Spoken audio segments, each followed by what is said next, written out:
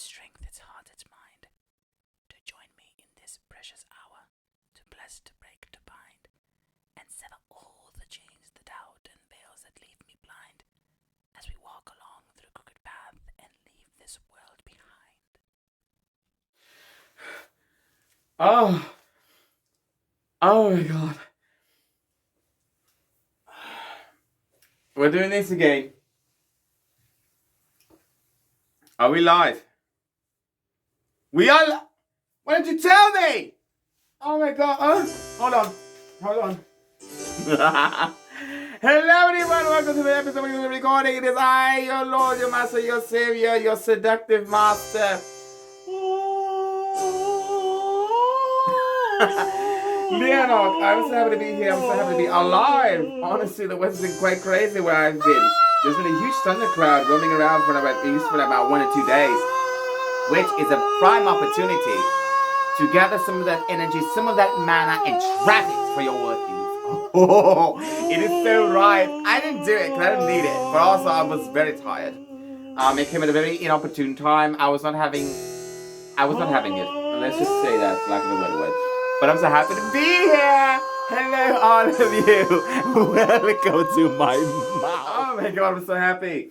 I'm always happy, but that's because, I can't tell you. So, we are here today because I am recording a video and you won't leave me alone.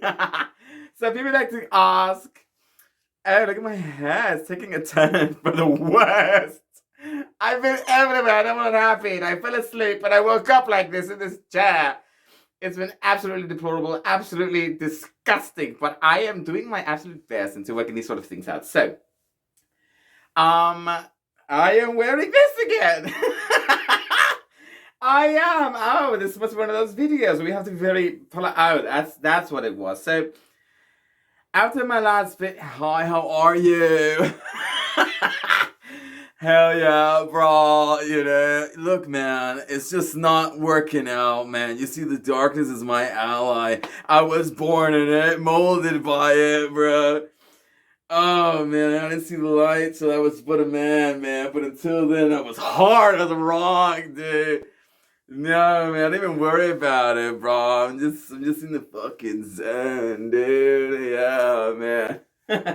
I don't know what's wrong with me. I'm all over the place. This hair's all over the place. But I kind of like when I'm keeping it like that, actually.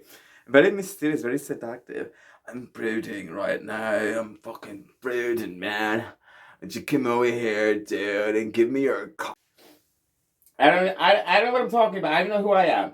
I don't know. A crisis of identity. No, I'm just joking. That's not the subject of this video. No, I was rummaging through the insides of his bowels, and I found a subject that I'm not sure if I even talked about it really. Which is really interesting, and it's something that is pretty much in every person's craft, present in everyday life, and it's things that we sort of do, I don't really even think about. Now, for those of you who paid attention, I recently uploaded a screen recording, an audio log, for all of you out there who are, even care to listen. I don't even know if anyone's even watched it, to be honest. But yes, where I talked about sites of power, something that's very important for those of you who are, into this sort of thing. If you're not, if it's just a general thing out there for anyone to watch, anyone who's interested to tap into those powers. Now, you're probably wondering, now, Leonard, how exactly do I tap into those powers? Well, there's a few steps you can take, actually. The first step, it's a process, Every person sort of does their own thing a bit different. It's honestly up to you how you tap into this power. But I think a good place to start is essentially, find a place that I think feels right for your spirit, feels right for you. Learn how to ground, build your energy, and slowly start, breathing. Learning how to meditate is very vital when it comes to this sort of thing, because you're trying to communicate to things that don't really, communicate in the usual way that you sort of do things on an everyday basis. So, sort of doing this sort of thing is very important. You just ground yourself. Open up your mind, your spirit, go through some mantras you probably prepare for yourself. If you have some ingredients here that will sort of, help you to communicate with something else, or perhaps give something of an offering, you can that sort of thing. But, do it with, the intention of sort of trying gains, to try to, communicate, to make contact with this sort of thing. And then welcome it into your life. And then, slowly but surely, it's a work in process. It's not something that just happens from night to day. It's a process. Even I am learning these sort of things. But Like I said, we are learning, and this hair, I'm starting to hate it. Stop getting in the way. Hold on. I mean, it's. I mean, I mean, no. Onto the subject. But communicating with sides of powers is pretty much crucial. It is important for all of you to sort of understand these sort of things that and sort of happen with the world. And move back, please. Thank you. Okay, I was terrified.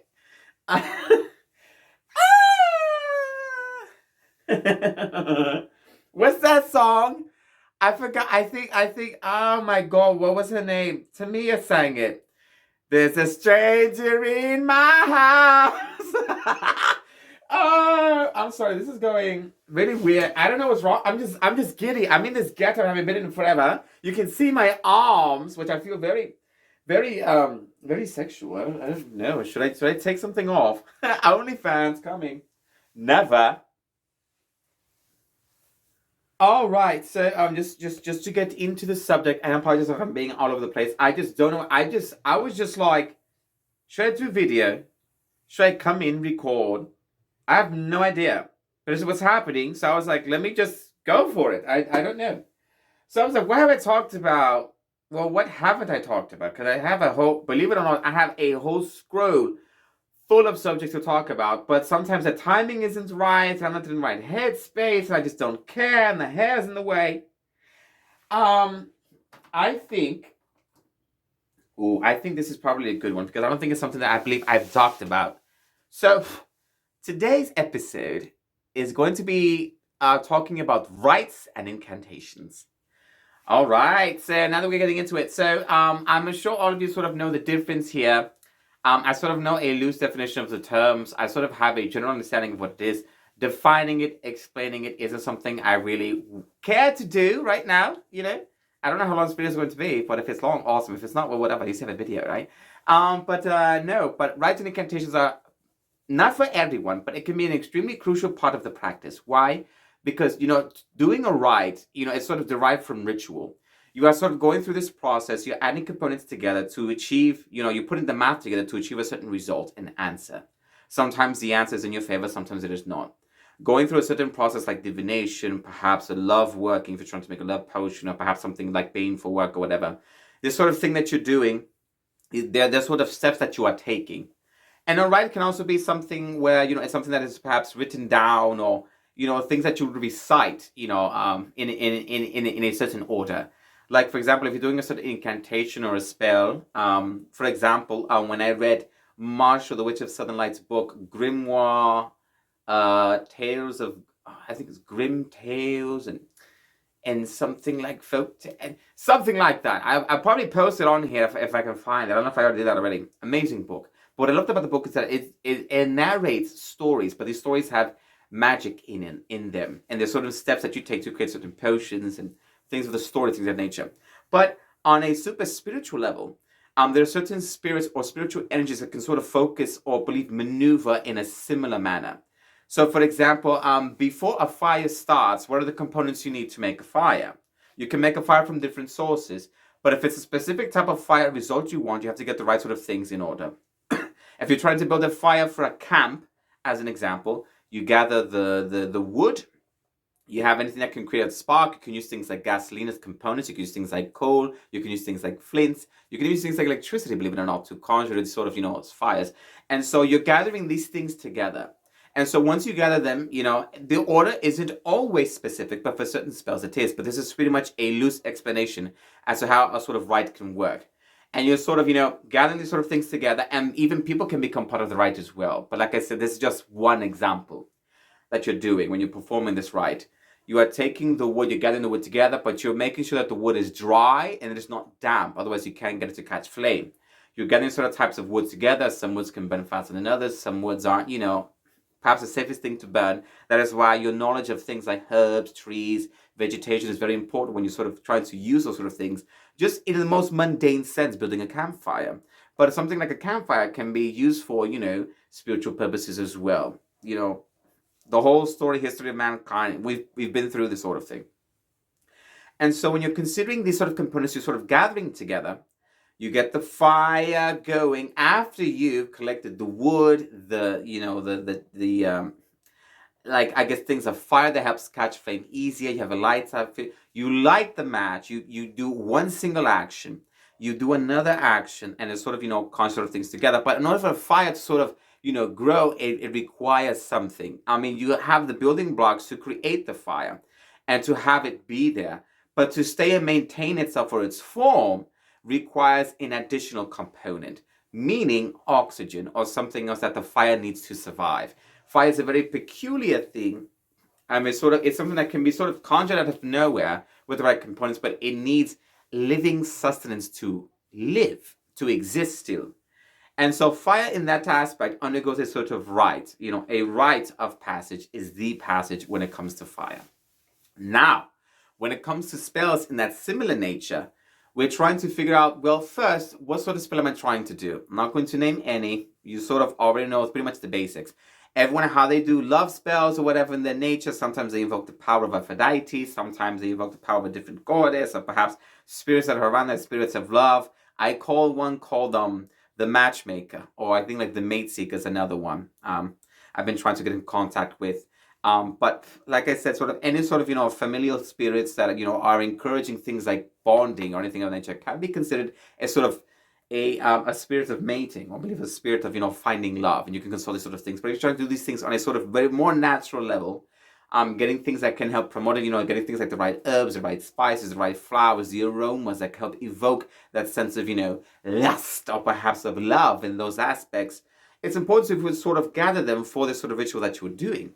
So when it comes to the spell like a rite, for example, it requires a certain amount of steps that's sort of inherent in a rite. It's ritualistic in its origins, in its base form. You're sort of doing these things to come to a result, and the result could be a myriad of things. Not always explainable, but sometimes they are. And when they're not, you just sort of chalk it up to, well, it's magic, and we sort of, just deal with this sort of thing. And that's just what we're going to do right now, okay? I'm going to fix my hair because this is, I'm sorry, hold on. Oh my God, can you stop? Oh my God, that's a little better. I kind of don't like it, but my hair is, oh my God. Hold on, I have knots in my hair. Mm-hmm.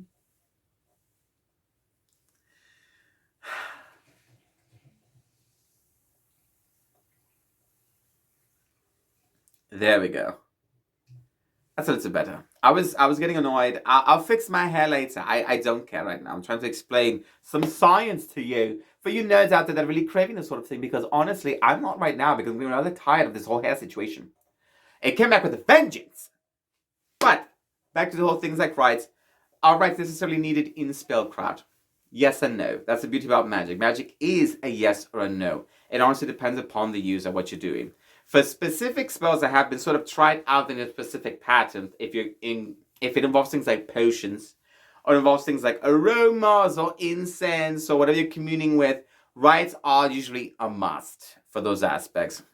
But like usually, like I said, it's not for everyone. It just depends on the person themselves. It's a case-by-case basis, unfortunately. But when it comes to things like rites, whether or not they're important in spells, it's a yes or no depending on what you're trying to, what results you're trying to achieve.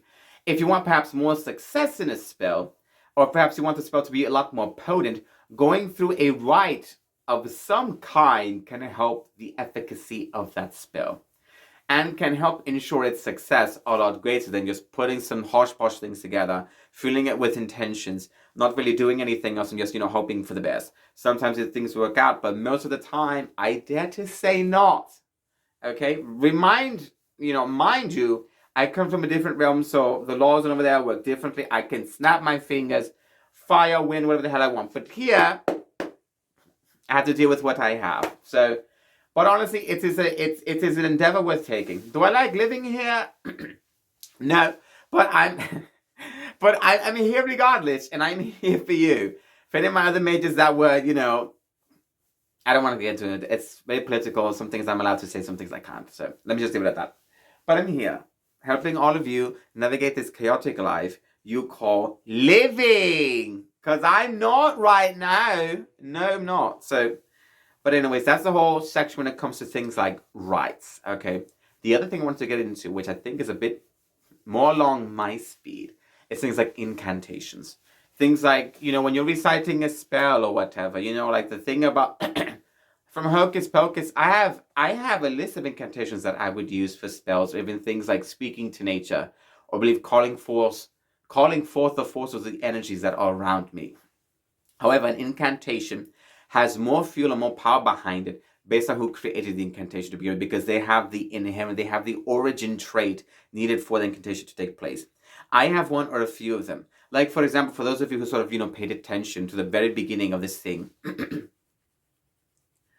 I believe there's an incantation that I created that I do at this channel, and it's actually one that can be used for, if you're outdoors or trying to commune with something, perhaps in the spirit. This is sort of the thing you sort of seek, but it is something more. It's more like an introductory thing. It's like an example. It's something that I help others sort of, try to, take with them, sort of take others with me on this journey. I call upon the sacred power or silent power, depending on the certain, things you're adding with it. It's it's its strength, its heart, its mind, to join me in this precious hour, to bless, to break, to bind, and sever all the chains of doubt and veils that leave me blind as I walk along the crooked path and leave this realm behind. That is an incantation that I created for the sake of the channel, but as well, it's sort of an incantation I created for myself in order for me to call forth the power and to sort of be taken or sort of introduce myself in, because I'm calling to something greater than myself at the present time. Just to anything that is listening, sort of, help me gain the power, the energy that I seek, or perhaps even the knowledge that I'm seeking. It is a welcoming, it's sort of, I'm introducing myself by calling out to something at the same time. Okay? That's a general incantation. You can feel free to use it. It's one that I made, for the channel, because I was like, I think they need a better example of what I'm doing here. So whenever you hear that chant in the beginning, think about those words. I'm essentially introducing myself to a force beyond us, and you can recite it, whether you're to yourself or whatever it is, or to the outdoors, to the spirits when you're in your moment, to see what responds, or to see what sort of takes you, sort of things enter your mind as you're sort of doing this sort of thing. And a few times I have sort of felt an effect by it. And have I received information? I think perhaps my knowledge is sort of growing, but it's growing for everyone. So that's not to say anything. But like I said, there are certain things I'm in practice that I think are for me. They're a lot more intimate, a lot more personal. But there are things that some things I can share with you, like certain chants or spells of power. I'm sort of, doing them all the time when I'm at work. I'm creating new spells, new incantations. I'm creating songs as well, because, songs can be a part of incantations, which I'll get to in a second. That can help conjure forth or call things into your life, or believe can help you and aid you in your craft. Now, to that point, when it comes to things like songs can be a very powerful instrument to use within your spellcraft.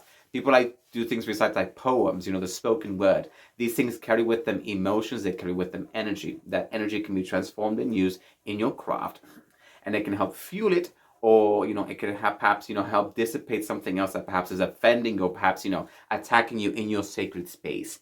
So when it comes to things like communing with spirits, or perhaps communing with the forces of nature, or communing with the wind of that, that sort, I actually have all those incantations, but they are in my phone right now, so I can't just look them up and read them to you. But I think in a later, perhaps a different episode, or maybe if I, at the end of this sort of episode I'm doing, I'll probably share one of them for you.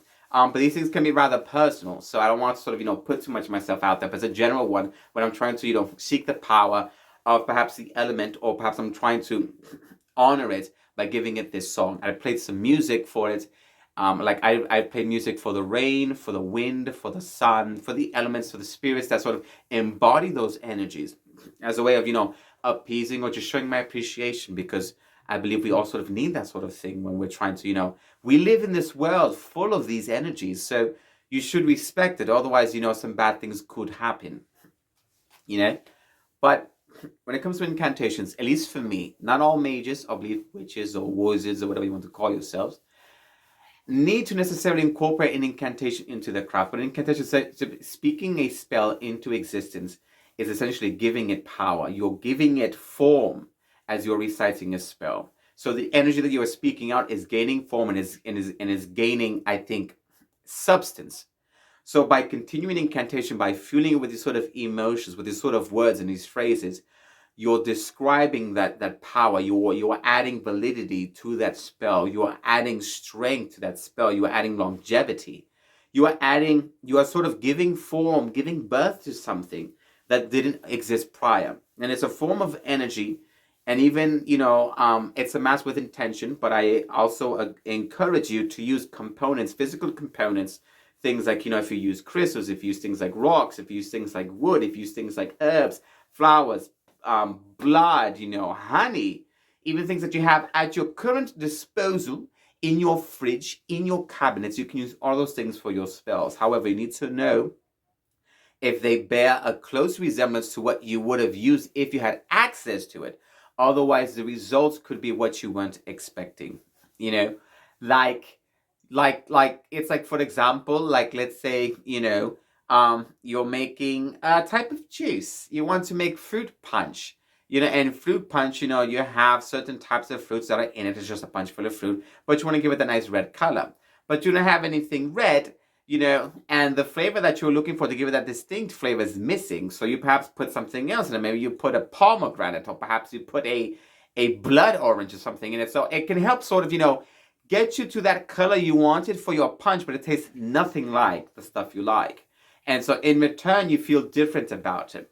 That is a very loose example that I could give you as to how sort of spells can work awry in this, in this instant. But when it comes to things like, incantations, even singing a song,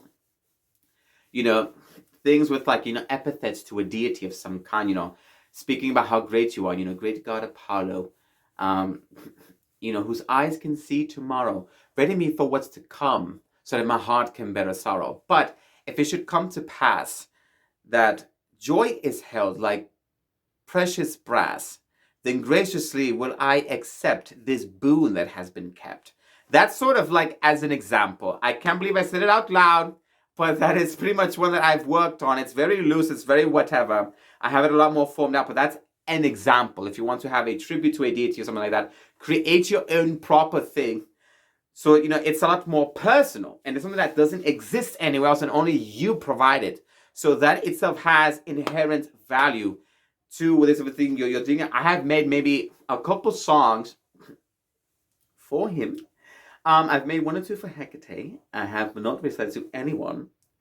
Okay, and there are certain things that, these are things that I have created as an example to sort of, show my honoring, my reverence. I'm sort of creating magic out of words. That's my line of work. If you're like me, you're able to create songs that, talk about the epithets of each deity, the greatness they are, poetic. You're making a story behind it, putting emotion, instrumentation, everything. That is a wonderful offering, because something that doesn't exist and can't really be gained from anywhere else. And it's also imparted from you. It has a piece of you in it. So it's very important. But it also doesn't hurt putting, some incense along with it, and some food and some arrangements and everything else. And you're singing that. That is a beautiful offering you can give to a deity that appreciates it, honestly. But, for the forces out there, like your genus loci, perhaps your mighty dead, as an example, your ancestors, something similar can be done. I also did one for the ancestors as well, for my ancestors. So, I sort of recite the sort of thing. I play an instrument that perhaps could be somewhat familiar, but I'm still don't have all the components together. But part of this spell, I haven't really done too much yet. You can use blood of your own if you want to, or perhaps the blood inside, I don't want to recite it because it's something very personal, but something that I use, if I'm trying to commune or something like that. But these are very important components to a spell. It's not just, the raw components, which you do in fact need, because they help improve your chances. And if you're trying to consult things like spirits to help sort of, increase the effectiveness of your spell, they are good things for the spirits to take as payment. Whether they are the embodiment of the elements, or they are perhaps people that you knew or don't know, but that did in fact exist. So incantations are a brilliant and beautiful part of the spellcraft. Do you need them for your spells? Not always. Let's say, for example, you can't sing, or perhaps you're mute, or perhaps you're deaf and you're relying on sign language and things of that nature. You can still use that. It's hand magic. You're sort of creating letters and symbols. Your hands are embodying the words that a normal person would otherwise just be able to speak. But it's the hand gestures, the artistic movements and motions. You are creating magic with your fingers, fueled by your intentions. And when you are, like, let's say you mix them with something like maybe like an herbal mixture, or sort of like an incense that hasn't really been burned yet. And then you're sort of weaving it together into a thing, even like a food or something that you're preparing with your hands, and then you cook it and you offer it up. It can be just as potent and just as beautiful, because the incantation has been woven by your hands into the mixture, into the food. It's beautiful, honestly, and it's something that is very, people probably don't even think about this, but it's very amazing. Incantations can be spoken or they can be acted out, because not everyone has the privilege of or the privilege or the right of even being able to speak, and so but there's ways around it. There's magic everywhere and in everything to a certain extent. And so, you sort of use what you have at your disposal. It's beautiful. But an incantation, for me, in my opinion, I think is something that is very important in your spellcraft if you can do it, because you are giving form to something that doesn't really exist.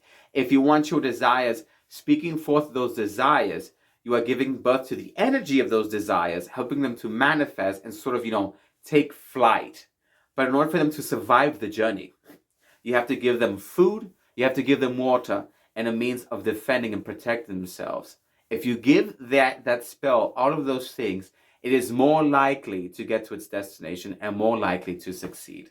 That's perhaps the best way I can explain it to you when it comes to things like incantations. So when you are doing the rite, you're sort of, doing this whole process here to prepare the spell, to get things ready.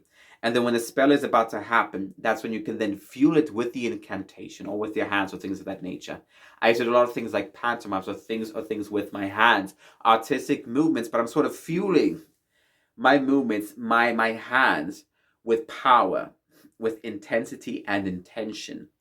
And I'm doing this with a purpose and fueling this through my magic as well. I'm very artistic in this aspect, but I believe it gives a lot of strength and expression to my magic. And the spirits can see this and they can respond to this. Spirits can respond to movement as well as words. They can respond to things like dancing and they are beings of emotions as well as energy, just as we are. But it is sort of it is the way how we go about communing with them to help them understand us, or perhaps the energy to help achieve efficacy in our spells is what's important. But honestly, any way you can sort of achieve this task, achieve the result outcome you want, is essentially up to you and how you want to do this sort of thing. Anything and almost everything is legitimate in magic, even things we don't necessarily agree, or even things that are necessarily legal. But it is magic. Magic simply exists. If you want a result, it's there. Harsh example, someone did your family wrong, killed your father, you want justice, you call a hit, they're dead. Justice done. It's something that crude, but that's how magic can work. It is about the working that is taking place. The result is what you get, whether the magic was successful or not. You can't call it a love spell if it's never worked. If you found love through the spell you did, it's a love spell. But that's sort of a hard take. I don't know if anyone agrees with that sort of thing, but think about it. So without further more delay, thank you so much for watching. Thank you so much for listening. In case you are listening to this audibly, I encourage all of you to sort of, make sure that you are doing your research into the plants or the components you're using for your spells, for your magic, or just for your general health. Make sure you're eating properly, you're not overeating, or you're being healthy, you're drinking water, you're incorporating water into your spells as well, because it is also a natural and vital component and it's available everywhere. Use water. Use it in your craft. It is phenomenal and is brilliant for that aspect. Make sure that you are keeping up on your studies. Make sure that you're practicing in safety, whether it is sex or magic.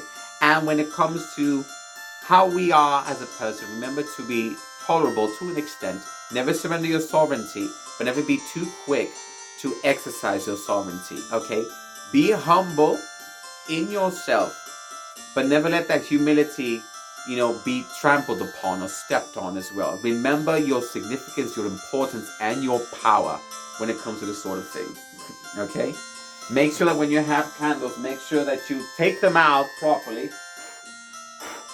Okay? We don't want a fire to happen. You want the house to burn down. And to remember that on the channel, not only are we a collective, a family of friends, of seekers of knowledge, but that we are also a family in general. I care for you deeply. I wish for you the best. And for those of you that haven't studied, I'm watching you, okay? Know that your exam is due tomorrow. And if you have a bad score, guess what? You're going to be running laps around the entire university till you get it right. I don't care. I will disable your magic and you will run till you crawl on the floor, okay? I had enough of this. You were supposed to pass those tests. Your parents are getting on my ass, and I'm tired of it, okay? If you want to learn magic, if you want to be powerful, follow the steps and the rules, and do not be lazy, okay? I will not tolerate it. For the rest of you, have a wonderful day, and remember that on this channel, we not only seek the truth, but we seek to make the mundane magical. And if your brother locked in a cage, let him out once in a while, wash your ass, take a shower, and if you're feeling those sort of urges, do it in the most safest way possible. I love you all, and goodbye. Now to fix my hair, this is disgusting. Oh my god, I can't believe I did this. This is absurd.